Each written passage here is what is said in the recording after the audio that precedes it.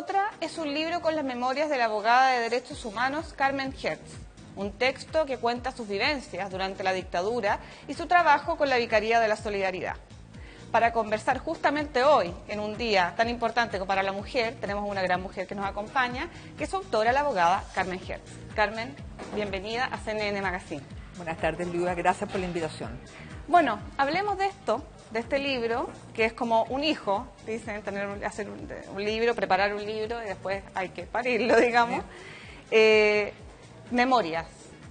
Las memorias, todo lo que significa para ti, me imagino, contar una historia que es absolutamente personal y desde que tú haces tus recuerdos desde niña hasta el día de hoy, digamos. ¿Cómo se gestó este libro?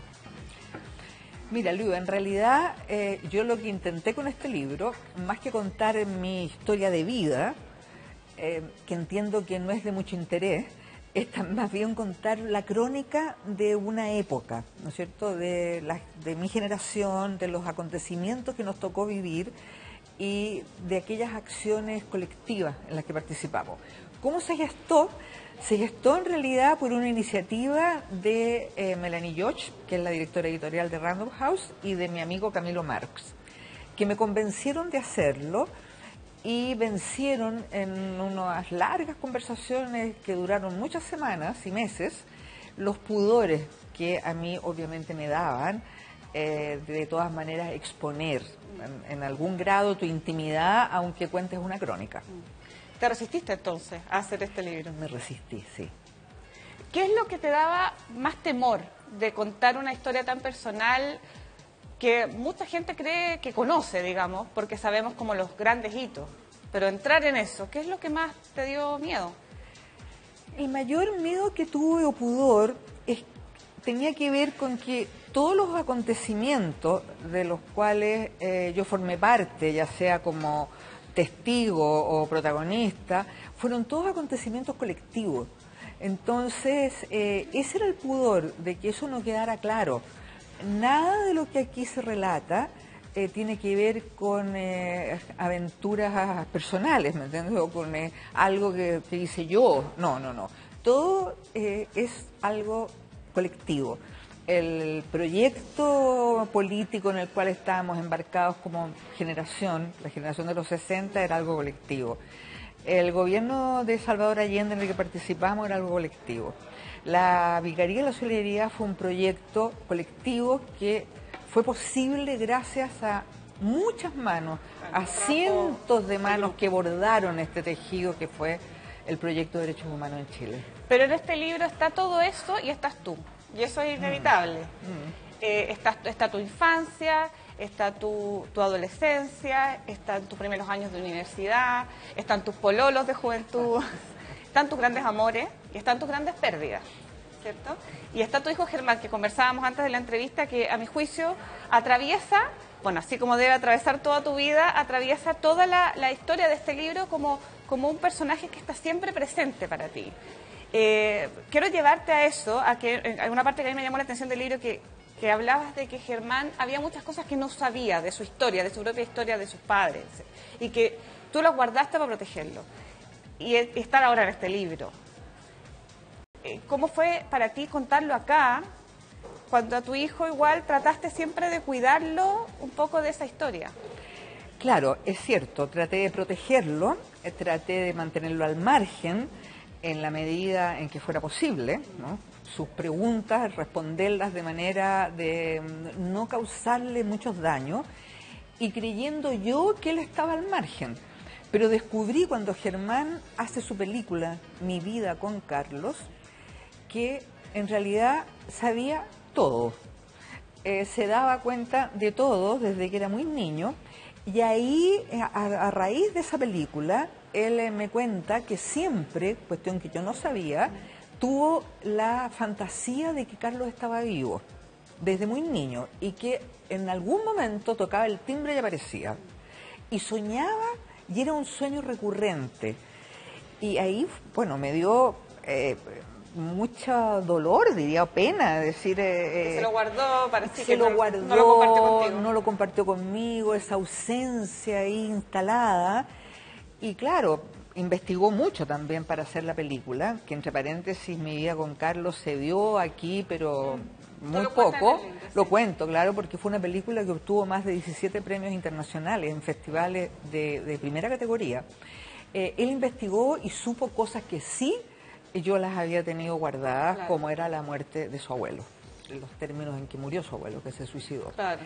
Y ahí lo supo, pero nunca me ha preguntado, nunca me ha dicho, Germán, mira, ¿por qué no me dijiste esto, no me dijiste lo otro?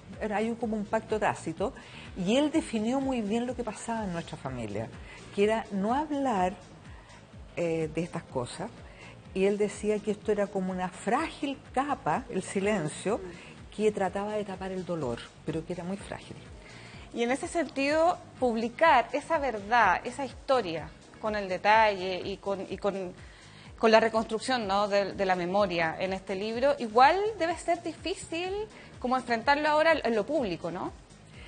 Claro, tiene una carga emocional, Luis, grande hacerlo, porque te vas, ¿no es cierto?, estos flashbacks así, a tu pasado, en que además hay muchos recuerdos que has bloqueado, y que en la medida en que vas hablando y en lo que vas recordando van apareciendo como destellos, ni siquiera aparecen en orden cronológico, sino aparece uno por aquí, otro por allá, y te van envolviendo. Los recuerdos que creíste que tenías ahí muy asegurados y muy guardados bajo 7 llaves y casi olvidados. Y no es así. Ahora, para mí siempre hacer esto, hablar de Carlos, es como un ejercicio de memoria. Siento que es un ejercicio de memoria en que lo visibilizo, claro, le doy dignidad a él y a una generación como él, no solo a él, sino a todos los que fueron como él, y que sus vidas fueron tronchadas en plena juventud, que era gente, lo digo ahí, llena de convicciones, llena de ideales, llenas de rectitudes, de pasión y de grandes personas, nobles personas. Eso me lleva a otro tema que tiene que ver con el libro fundamental, que creo haber visto, que aparte de esta historia personal, está también una mirada a Chile, una mirada del país en el país que éramos y el país en el que nos hemos convertido. Hay cierta crítica también tuya al Chile en el que estamos, o sea, hay como una línea de tiempo, ¿no?, en el libro que nos muestra quiénes somos ahora. ¿Dónde estamos ahora? Sí, es cierto. Ahora, también hay que tener cuidado porque generalmente los viejos tenemos la tendencia a creer que todo lo que nosotros hicimos antes era lo mejor. Sí, eso es como un tópico, ¿no es cierto? Pero sí, yo entrego ahí una mirada crítica de lo que fue sobre todo la transición, porque la transición, que se puede hablar perfectamente hoy de ella, porque tampoco era tema de debate, estaba muy sacrosanta, muy criminalizado el cuestionarla. Yo creo que es importante hablar sobre la transición y poder debatir sobre el carácter que tuvo. Lo que se hizo y los límites que también ponía. Exacto, y además que tampoco, según mi criterio, no era el único camino político para salir de la dictadura inevitable. No, fue una decisión y se optó por ese camino, que envolvió muchas cosas, como yo digo, sobre todo temas de pactos tácitos sobre la impunidad, que quedaron de manifiesto cuando Pinochet fue detenido en Londres. Ahí estallaron estos pactos de impunidad en forma dramática. Sí, pues está súper bien narrado todo lo que significó en el fondo la detención de Pinochet, y después no solo el caso Pinochet y el caso Riggs y todo como el tejimaneje político, que uno digamos en su casa podría no tener idea de lo que significaba y que también tiene un significado para ti debido a tu historia, que esa es otra forma también de mirar los hechos. ¿Y tú qué esperas de este libro? Yo espero que esté en lo que conversábamos, que sea un ejercicio de memoria, que ojalá sea leído por los jóvenes, porque creo que el pasado nuestro, pero no solo el pasado dictatorial, no solo lo que fue la política de exterminio, sino que más atrás lo que fue el gobierno de Salvador Allende y más atrás aún lo que fueron los anhelos y las convicciones de una generación de los 60, la de los 60, ha sido muy distorsionado.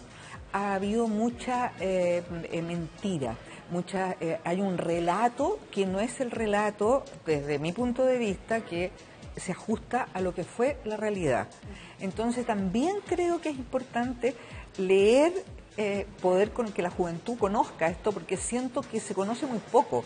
Yuba, lo que tiene que ver con el exterminio y lo que tiene que ver con tratar de instalar como bienes, no solo jurídicos, sino que éticos y políticos, la verdad, la justicia y la memoria, ha sido un camino muy difícil. Y todavía es un camino, digamos. Y todavía sigue no se ha llegado un camino todavía a un final. Por eso, difícil de transitar. tal como dice, es un libro que debe ser leído por todas las generaciones y ojalá los jóvenes también, que también están soñando cosas, lo lean. Carmen, De todos ellos.